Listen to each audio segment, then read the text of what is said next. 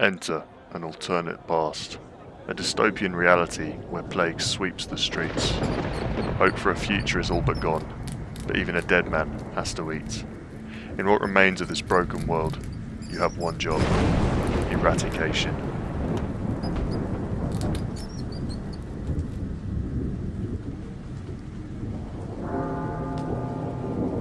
Welcome to Victorian London, a time of desperation and disease. This pestilence spreads primarily by rats and has disrupted the national way of life. You are now seeking new employment and have joined up as a new recruit for one of the only jobs that thrive: rat catching. Your new business will potentially be very lucrative. However, several others rival you, and the only way for you to make it out of this gutter is to come out on top. Let's get out the rain, and I'll show you what this job is all about. The game of Eratication consists of 3 card types: rat cards, trap cards, and action cards. They are placed in the centre of the table in 3 piles. During each turn, players draw cards from these piles, and these 3 card types serve different purposes and will determine the outcome of each game.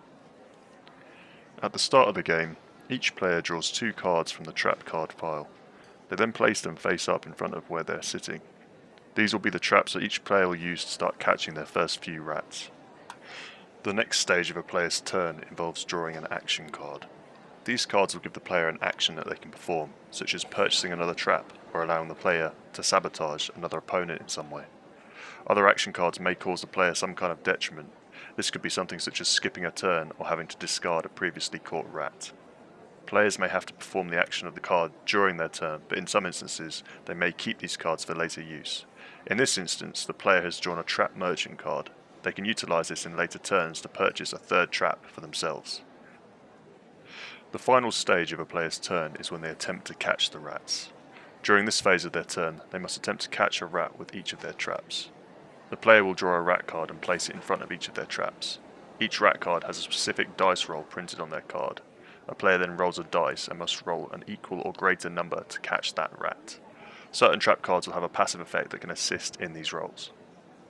In this instance, the player has a cheese trap that will add an extra 1 to any rat catch roll, but will have the drawback of being disabled for the next 2 turns if the player fails their roll. If a player successfully catches a rat, then this rat card must be placed under the respective trap and will remain there for the duration of the game. At this point, the player may choose to play any remaining action cards in their possession and then end their turn. Each player will take 1 turn in a round, and a standard game of Eratication will last about 10 rounds. Once the game is concluded, the caught rats are removed from their traps, and each player will calculate how many shillings they've managed to earn with their haul. The victor will be the player who's caught the most valuable selection of rats. For your contribution towards our Kickstarter, you will receive the core set of Eratication. This will consist of 60 different rat cards, 40 action cards, and 20 trap cards. So what are you waiting for? Get out there and start earning your keep.